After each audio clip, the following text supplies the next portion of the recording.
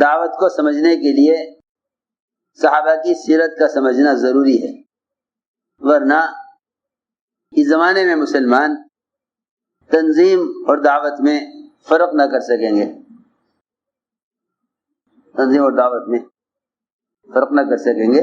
یوں سمجھیں گے کہ دنیا میں بہت سی تنظیمیں چل رہی ہیں، اس میں ایک تنظیم دعوت کی بھی چل رہی ہے، حالانکہ اگر غور کیا جائے تو یہ دعوت اللہ یہ ہر زمانے میں باطل کے مغلوب ہونے کے لیے شرط کے درجے میں ہے، باطل کے مغلوب ہونے میں شرط کے درجے میں ہے۔ حضور اکرم صلی اللہ علیہ وسلم نے اس امت کو یہ سکھلایا تھا کہ اگر تم اپنے دین کی طرف داعی ہو تو جو بھی تمہارے مقابلے پر آئے گا اللہ اس کے مقابلے پر خود آئیں گے، اللہ اس کے مقابلے پر خود آئیں گے۔ اس زمانے میں باطل کا مقابلہ مسلمان سے ہے، باطل کا مقابلہ مسلمان سے ہے۔ حضرت فرماتے تھے اسلام کو جو نقصان پہنچے گا باطل سے نہیں پہنچے گا، اس زمانے میں جو نقصان پہنچے گا اسلام کو وہ مسلمان سے پہنچے گا، کیونکہ دین کے جن احکام کو مسلمان بگاڑ چکے گا ان احکام کے خلاف غیر قانون بنائیں گے۔ میری بات بہت توجہ سننی ہوگی۔ پہلے مسلمان اپنے دین کو بگاڑے گا، پھر غیر اس دین کے خلاف قانون بنائیں گے۔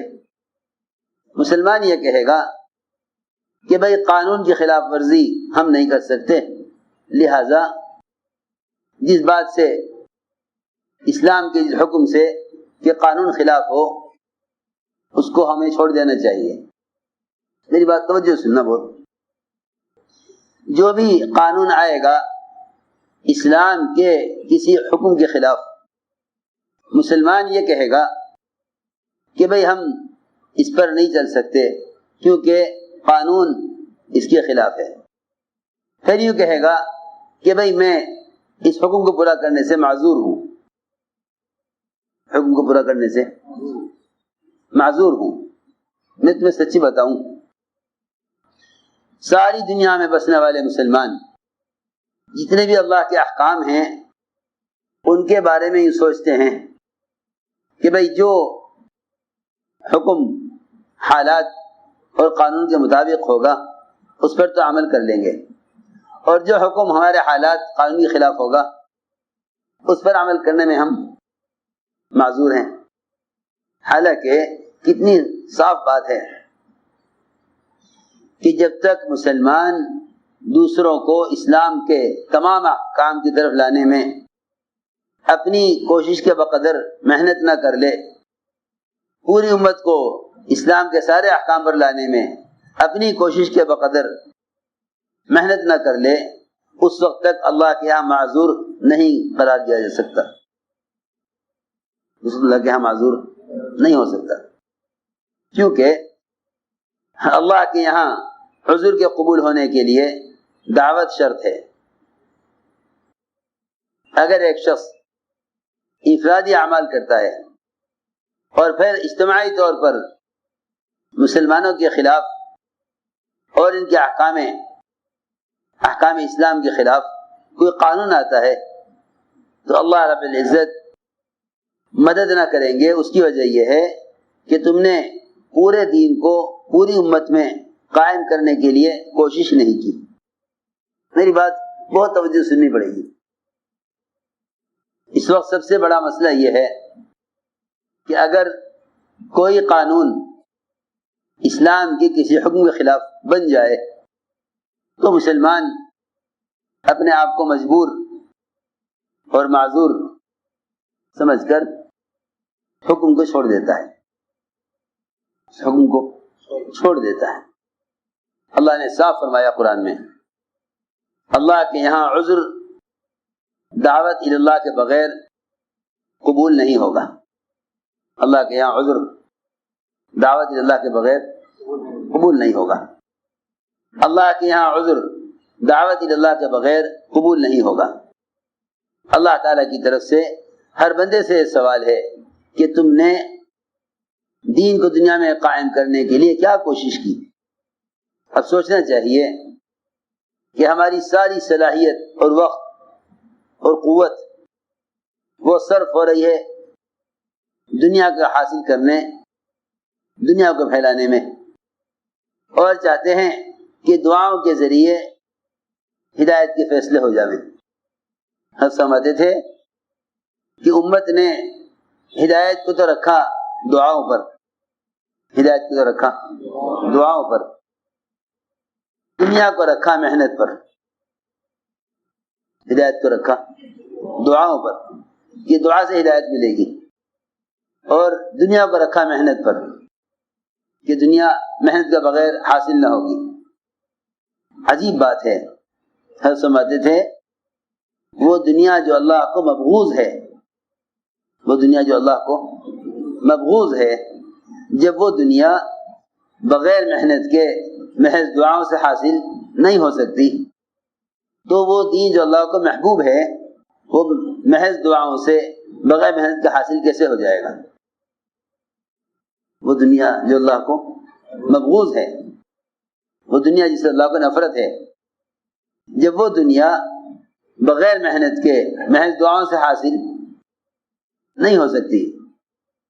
آپ کسی بھی شعبے والوں سے پوچھ لیں کہ آپ صرف دعا کے ذریعے کامیاب ہو جائیں محنت کیے بغیر، تو وہ یہ کہے گا کہ یہ بظاہر ممکن نہیں ہے. اللہ کو قدرت ہے، بندے کو اس پر قدرت نہیں ہے. اللہ کو قدرت ہے کہ وہ اسباب کے بغیر کامیاب کر دیں، بندے کو قدرت نہیں کہ وہ اپنے اسباب کو اختیار کیے بغیر کامیاب ہو جائے. کوئی اس بات کو ماننے کو تیار نہیں کہ وہ تجارت کے بغیر دعاؤں کے ذریعے دکان سے نفع لے لے، زراعت کے بغیر محض دعاؤں سے غلہ لے لے. یوں کہتا ہے کہ مجھے ذریعے کے طور پر محنت کرنی ہوگی. تو پھر غور کرو، جو دنیا اللہ کو مبغوض ہے، جب وہ محنت کے بغیر محض دعاؤں سے حاصل نہ ہوگی، تو جو دین اللہ کو محبوب ہے وہ بغیر محنت کے محض دعاؤں سے حاصل کیسے ہو جاوے؟ ساری بات کا خلاصہ یہ ہے کہ دعوت اللہ کے بغیر یہ اللہ کے یہاں معذور نہیں ہو سکتا. ایک جماعت دعوت دینے چلی ایسے لوگوں کو جن کی ہلاکت کا اللہ نے فیصلہ کر لیا تھا، جن کی ہلاکت کا اللہ نے فیصلہ کر لیا تھا. اس قوم کے صلحاء نے کہا کہ کیا فائدہ ان کو دعوت دینے سے، جب اللہ نے ان کی ہلاکت کا اور ان کو عذاب دینے کا فیصلہ کر لیا. دعوت دینے والوں نے کہا کہ ہمارے ان کو جا کر دعوت دینے کی دو وجہ ہیں. ایک تو ہم اللہ کے یہاں اپنی ذمہ داری کو ادا کرنے والے مانے جائیں گے. دوسری بات یہ ہے کہ ہمیں امید ہے کہ یہ تقوی پر آ جائیں گے، ہم امید ہے کہ یہ تقوی پر آ جائیں گے.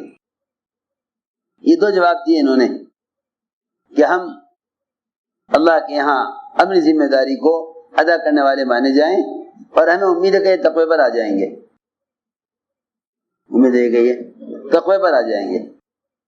اس سے معلوم ہو گیا کہ دعوت اللہ کے بغیر یہ اللہ کے یہاں معذور نہیں سمجھا جائے گا. اللہ کے یہاں معذور نہیں سمجھا جائے گا جب تک یہ اپنی کوشش کے بقدر محنت نہ کر لے، امت کو دین پر لانے کی کوشش نہ کر لے. اس وقت تک یہ اللہ کے یہاں معذور نہیں سمجھا جائے گا. جب تک اللہ کے یہاں معذور نہیں سمجھا جائے گا، اس وقت تک اللہ کی طرف سے مدد نہیں کیا جائے گا. اللہ کی طرف سے مدد نہیں کیا جائے گا. میری بات توجہ سے سننا. ہم یہ چاہتے ہیں کہ اللہ تعالیٰ کی مدد دعوت کے بغیر میری ذاتی زندگی پر آ جائے. میری بات توجہ سے سننا. حضرت فرماتے تھے انفرادی عبادات سے کرامتیں ظاہر ہو سکتی ہیں لیکن نصرت نازل نہیں ہو سکتی.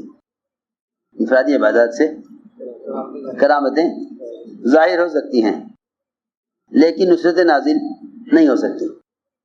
کیا نصرت؟ نصرت یہ ہے کہ اللہ تعالیٰ کی طرف سے اجتماعی طور پر مسلمانوں کو اپنے دین پر چلنے کے تمام اختیارات حاصل ہوں،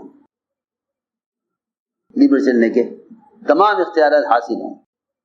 نصرت یہ ہے کہ مسلمان کو اپنے دین پر چلنے میں تمام اختیارات حاصل ہوں۔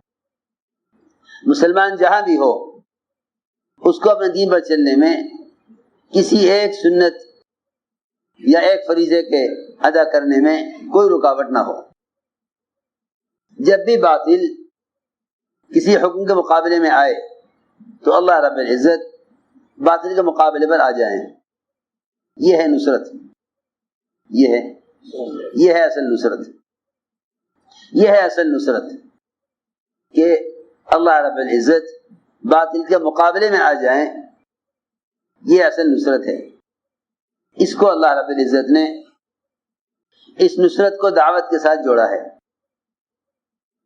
اس نصرت کو دعوت کے ساتھ جوڑا ہے۔ بہت ضروری بات میں عرض کرنا چاہتا ہوں، جب تک اجتماعی طور پر مسلمان دعوت اللہ میں حضور اکرم صلی اللہ علیہ وسلم کے طریقے پر نہیں آئے گا، اس وقت تک یہ اللہ کی مدد نہیں دیکھ سکتا۔ حضرت فرماتے تھے اللہ نے دعوت میں نظام کائنات کا مسخر کرنا رکھا ہے، نظام کائنات کا مسخر کرنا اللہ نے دعوت میں رکھا ہے۔ دعوت اللہ یہ تسخیر عالم کا نسخہ ہے۔ دعوت اللہ تسخیر عالم کا نسخہ ہے۔ نظام کائنات مسخر ہوتا ہے دعوت اللہ کی وجہ سے۔ جب یہ امت دعوت چھوڑ دے گی تو نظام کائنات کا مسخر ہونا تو بہت دور کی بات ہے۔ یہ اپنے علاقے کا قانون بھی اپنے موافق نہ کر سکے گا، بلکہ مسلمانوں کی اکثریت وہ ہوگی جو دین کو اس لیے چھوڑ دیں گے کہ ہم اس حکم پر عمل نہیں کر سکتے قانون کی وجہ سے، حکم پر عمل نہیں کر سکتے قانون کی وجہ سے۔